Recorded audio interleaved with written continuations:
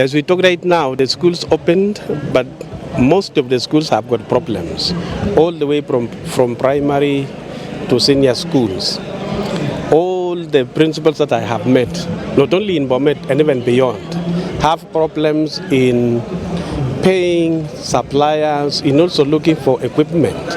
Remember again, this is term 3, where we have examination and the learners are preparing to sit for the exams, especially for science learners. These science learners require equipment, apparatus, but the schools have not been given money. So we are asking the Cabinet Secretary in charge of Finance to make sure that this capitation is given to schools. The capitation is awaited in most of the schools in Kenya. It is not only in Bomet, but the problem and the challenges are all witnessed in other schools within the Republic of Kenya.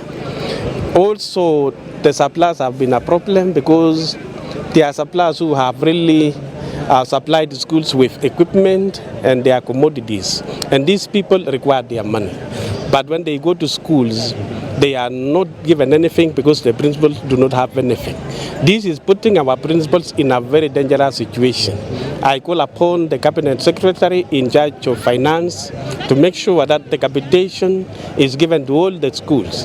It was clear, it was 50, 30, and 20 in that order. But even last term, what was given to schools was only 15%.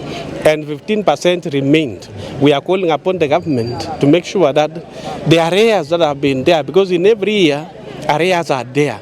The government is not paying full. They are just talking about 50%, 30%, 20%, but they are not fulfilling that order.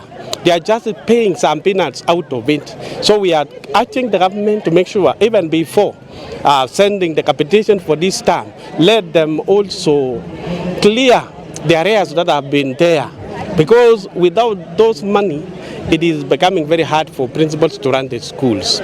Again, the government some time back told the parents whose children sat for KCSE to go to schools and to get their certificates without paying anything.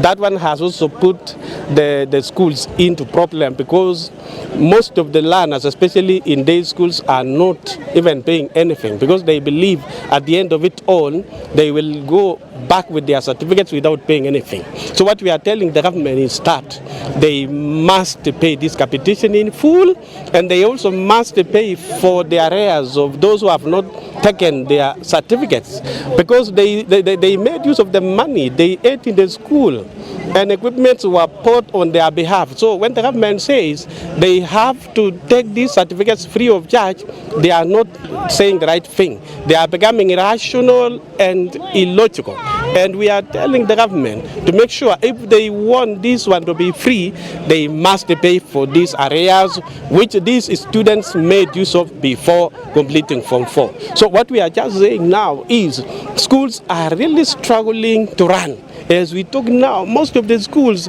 are struggling to run. There is nothing in the schools. Workers have not been paid. Workers have gone home and they are crying, and they also have children. So we are telling the government to make sure that they pay this money in full for smooth running of our programs in our schools.